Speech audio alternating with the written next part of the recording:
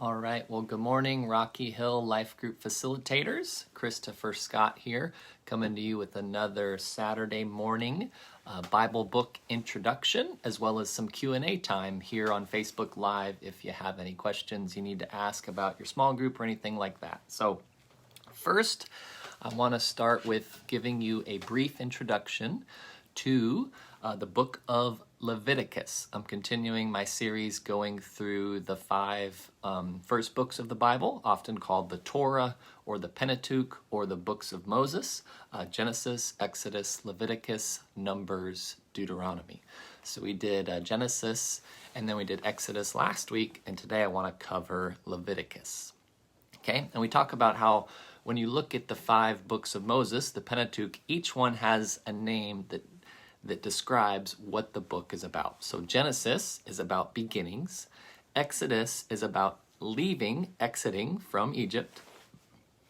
And Leviticus is about the law, right? Leviticus is about the law.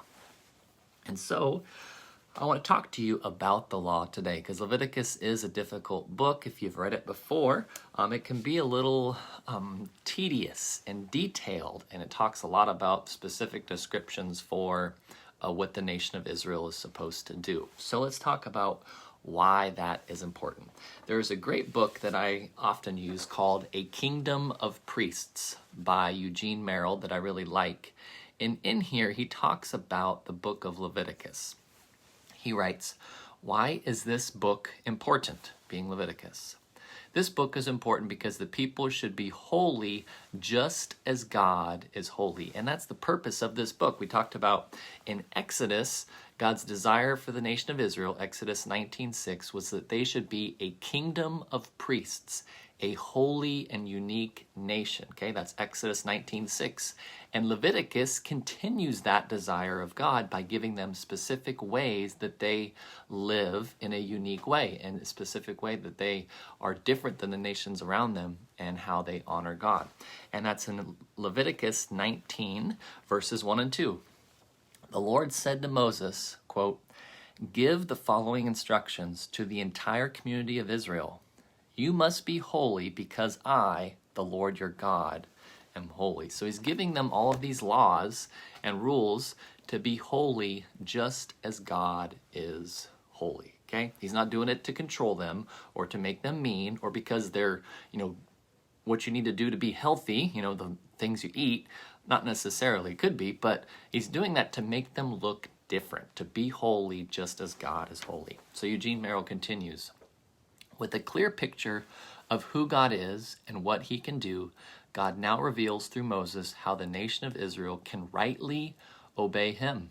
Leviticus lays out a comprehensive system for cleansing the Israelites from their sin and maintaining themselves as a unique, distinct, and separate people. Leviticus shows the Israelites how they can be a distinct and unique people. It shows them how they can be a kingdom of priests," based on Exodus 19:6. So Leviticus is telling them how to do what Exodus has told them to do, pretty much in its basic sense, basic form. In Exodus, God says, "You must be holy because you're my kingdom of priests." So God tells them what to do in Exodus, and then Leviticus tells them how to do it, describing all the different things, okay? And we read about that again in Leviticus chapter 22, verses 31 and 32. God says to them, "You must faithfully keep all my commands by putting them into practice, for I am the Lord. Do not bring shame on my holy name, for I will display my holiness among the people of Israel. I am the Lord who makes you holy. It was I who rescued you from the land of Egypt, and that I might be your God. I am the Lord." That's Leviticus 22, verses 31 through 33. Okay. So it's a unique book because it's very detailed, has a lot of things about the law and purification and things like that. But it's important because it tells the people how to be holy. It's not something we should just laugh about, Leviticus and the laws, and it kind of gets, poked at as jokes, but it actually is very important. One author, Wolf, from his Old Testament introduction, on the Pentateuch says, "To the Western mind, a study of the sacrifices and offerings appear to be a tedious chore and not very relevant to the New Testament believer. After all, if Christ's sacrifice rendered the Levitical sacrifices obsolete, why should we bother with details about the slaughter of animals and the sprinkling of blood?" A legitimate question. Perhaps the most important reason is the fact that the New Testament describes Christ's death in terms of Old Testament sacrifices, making a knowledge of the Levitical system essential to the understanding of our faith. So knowing this is essential to understand what Christ actually did. So for example, in Leviticus 16, talks about the scapegoat and letting that goat go. That's exactly relevant to Jesus, how he was our scapegoat and all of our sins get sent on Jesus and cleanse us. Okay, so it's good to study, good to read. If you've not read it, sit down and read it. Read a chapter a day and go through it. Tell me what you think, and would love to hear your thoughts on Leviticus. If you have a good study Bible, it'll have some good notes to explain some of the things in there. So it's 27 chapters. You can read it in a month. Leviticus, 1 chapter a day. So that's your introduction to Leviticus. All right, so that's the introduction part of our meeting, of our time together. And also I wanted to talk to you about some of your questions that I've received in the last week or two is if it is okay to meet again as your small group. So we've had some interesting things going on with the COVID crisis and people going back to work or stages and who's in what stage. And so there's just a lot of confusion. So that's something a lot of you had asked me and that I mentioned to Pastor Dave, and he addressed in his hangout with Pastor Dave on Zoom on Thursday night. So hopefully you were able to watch that and get an answer to your questions about what our groups are doing as far as meeting together or not meeting together, and what that looks like for your group. So hopefully you're able to watch that hangout. It was a good time, and he was very clear on it, and appreciate his clarity on that issue. Okay, so I'll be on here for another 5 or 7 minutes. If you have any questions, you can hop in there in the comments, leave a question, and I'll be here ready to talk with you. And then next week, for our introduction time, I'm going to cover the book of Numbers with you. Okay?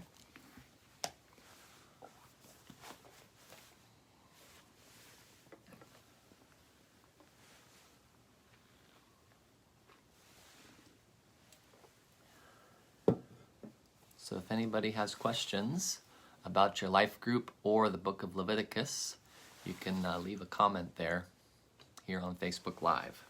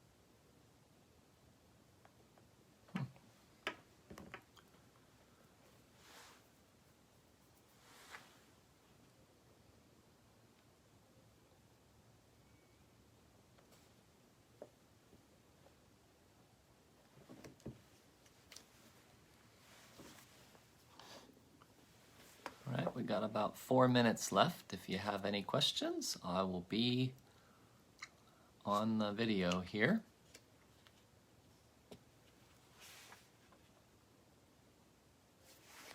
Or if you ever watch this on YouTube, you can submit questions in the comments and I'll answer them there too.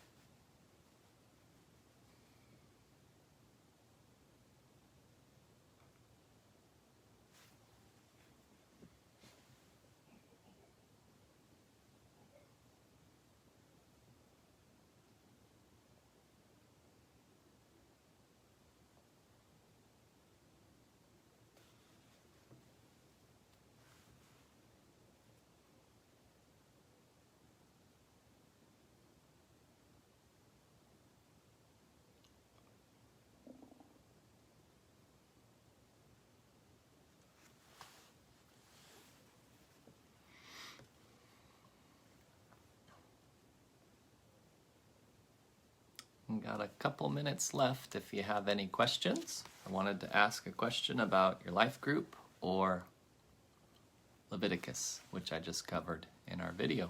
So I got a couple more minutes. I'll be online here for those of you that are just joining.